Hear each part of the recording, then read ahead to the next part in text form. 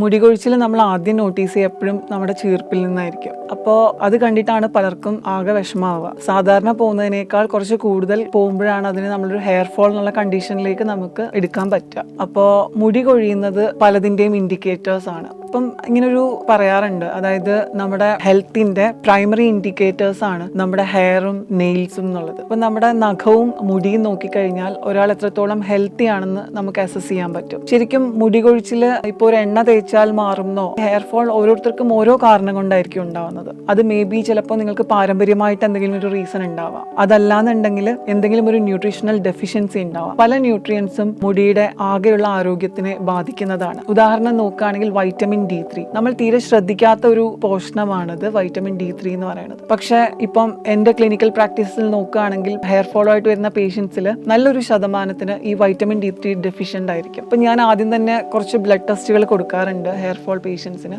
അതിലെന്തെങ്കിലും പോരായ്മകൾ ഉണ്ടെങ്കിൽ അത് പരിഹരിച്ചിട്ടാണ് ബാക്കി മെഡിസിൻസ് കൊടുക്കുക. അല്ലെങ്കിൽ എണ്ണകളാണെങ്കിലും എക്സ്റ്റേണലി അപ്ലൈ ചെയ്യേണ്ട കാര്യങ്ങളാണെങ്കിലും ഒക്കെ കൊടുക്കുക. അപ്പൊ എപ്പോഴും നമ്മുടെ ആരോഗ്യത്തിന്റെ ഇൻഡിക്കേറ്റേഴ്സ് ആണ് ഹെയറും നെയിലും എന്നുള്ളത് എപ്പോഴും മനസ്സിലുണ്ടാവണം. മുടി കൊഴിയുമ്പോൾ ഒരു എസ്തെറ്റിക് റീസണേക്കാൾ ഉപരി നമ്മുടെ ആരോഗ്യപരമായിട്ടുള്ള ഒരു കാരണവും അതിലുണ്ട്. ഇങ്ങനെ എന്തെങ്കിലും ആരോഗ്യപരമായിട്ട് അല്ലെങ്കിൽ മുടി കൊഴിച്ചിൽ പോലുള്ള പ്രശ്നങ്ങൾ നിങ്ങൾക്ക് അനുഭവപ്പെടുകയാണെന്നുണ്ടെങ്കിൽ അത് വെച്ചുകൊണ്ടിരിക്കുന്ന മോശമാക്കുന്നതിനേക്കാൾ എത്രയും പെട്ടെന്ന് ഒരു ഫിസിഷ്യനെ കണ്ട് അതിനുള്ള റെമഡി സ്വീകരിക്കുക.